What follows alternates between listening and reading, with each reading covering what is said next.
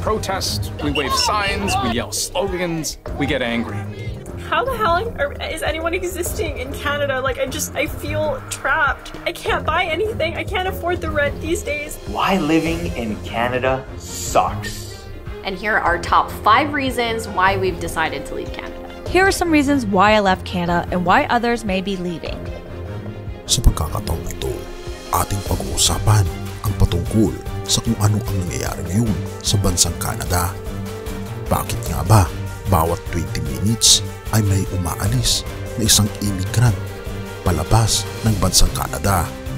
Ano nga ba ang nangyayari ngayon dito at bakit may malakihang paglabas ng mga immigrants mula sa Canada patungo sa ibang mga bansa? Ating itong pag-usapan, mga kaibigan.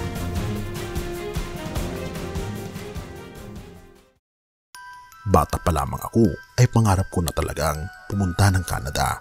Kaya naman ako ay kumuha ng isang kurso na talaga namang in demand sa abroad.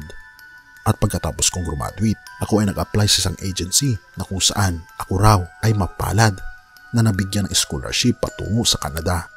Kaya lang mga kaibigan, sa kasamaang palad, ako ay nabigo sa pagpunta doon dahil ang aking pinagkakatiwalaan na agency ay isa palang fly-by-night agency na tinakbo ang aking pera.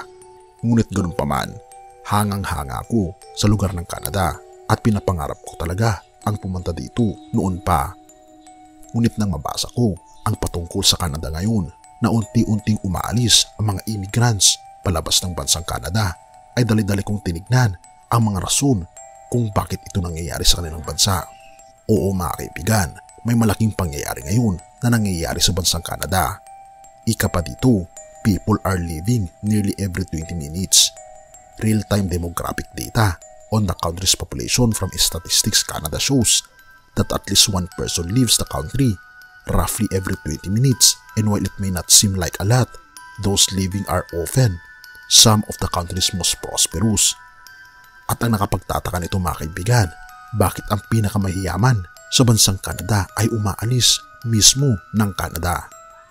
Dahil binabanggit mga kaibigan, ang issue sa bansang Canada ay sobrang hirap sapagkat ang Consumer's Price Index ay umabot na ng 2.8% at unti-unti at talaga namang napakalaki na ng pagtaas ng inflation ngayon sa bansang Canada, na ang cost of living mga kaibigan sa bansang Canada ay napakahirap. Akalain mong ang isang hotdog na ito ay nakakahalaga na ng $17 at sobrang mamahal na mga bilihin talaga sa Canada. Ika pa sa Daily Digest na ika pa dito sa article na ito, mayroong pag-decline ang standard of living sa Canada. Gumagaan ang buhay ng mga tao doon habang lumalaki sana ang sahod, ay doon naman lalong tumataas ang mga presyo ng bilihin at tumataas ang cost of living sa bansang Canada. At ilabaga na pupunta lang sa wala ang mga pinagpaguran mo kung ikaw ay nagtatrabaho sa Canada. Ika pa ng Canadian Real Estate Association, ang halaga ng isang bahay ngayong June sa bansang Canada ay umaabot na ng $709,218 na ito mga kaibigan ang national average ng presyo ng bahay ngayon sa Canada. Mula ito sa pagtaas ng 6.7% mula ng nakaraang taon. Ngunit kung ikaw ay naninirahan sa Vancouver o Toronto, Canada, ay magdadagdag ka pa ng additional $130,000 dahil mas mahal ang cost of living sa mga lugar na ito, na talaga namang sobrang nakakapagpahirap sa mga kababayan natin at mga kaibigan natin sa Canada. At kung ikaw ay nagre-rent naman ng bahay sa Canada, ay mahal pa rin sapagkat ang average na bahay doon, kung ikaw ay magre-rent ng 2-bedroom rentals, ay umaabot na ng $2,042 kada buwan. Ito ay nag-increase ng 20% sa loob ng 2 taon. Kung gusto mong bumili ng bagong sasakyan, ngayong June mga kaibigan, umaabot na ang mga sasakyan doon sa average na $66,288. Oo mga kaibigan, ganito na kamahal ang mga bilihin ngayon sa Canada. Kaya naman nagkakaroon ngayon ng matinding kaguluhan sa bansang Canada dahil ang taong bayan ay sobrang nagagalit na dahil tila baga walang ginagawa ang gobyerno para sa kanilang sitwasyon. At ang halos mga kaibigan umaalis ng bansang Canada ay ang mga mayayaman.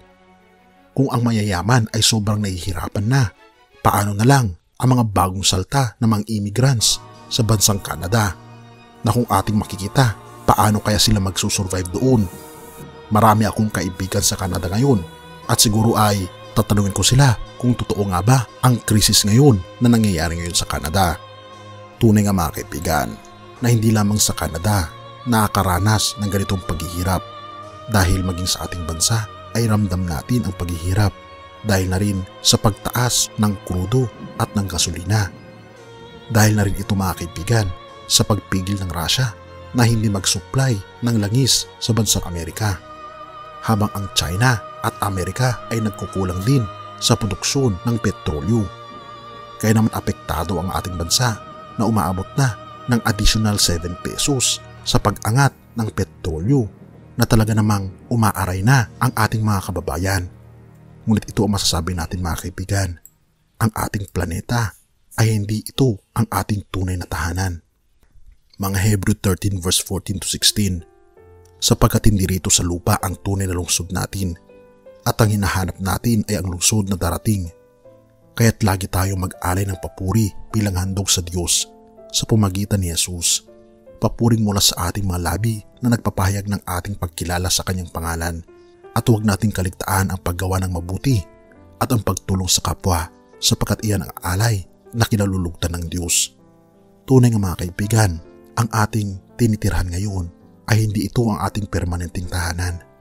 Gaano man ito kaliit o kalaki, ito ay pansamantala lamang sapagkat naghanda ang ating Panginoong Diyos ng langit na bayan, isang syudad na kung saan hindi na tayo mamumroblema sa kung ano ang ating kakainin.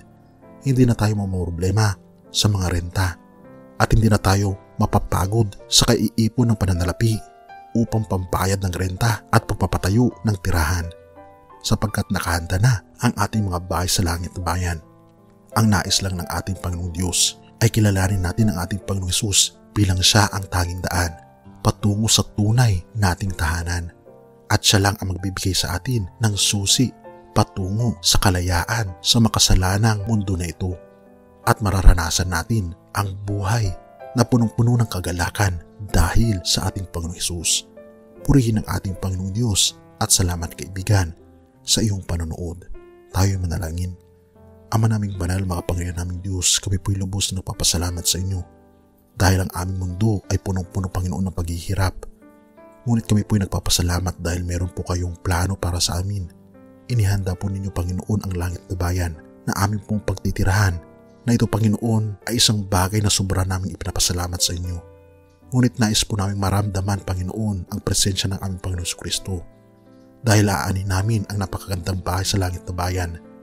Kung hindi po namin kapiling ang aming Panginoon Hesus sa aming puso ngayon, nais po naming maranasan ang kaligayahan na bagaman kami Panginoon ay naghihirap sa mundong ito, ay kampante kami sapagkat kasama namin ang tunay naming tahanan, ang aming Panginoon Kristo.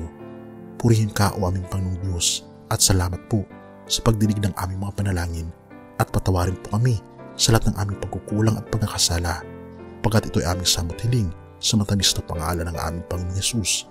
Amen.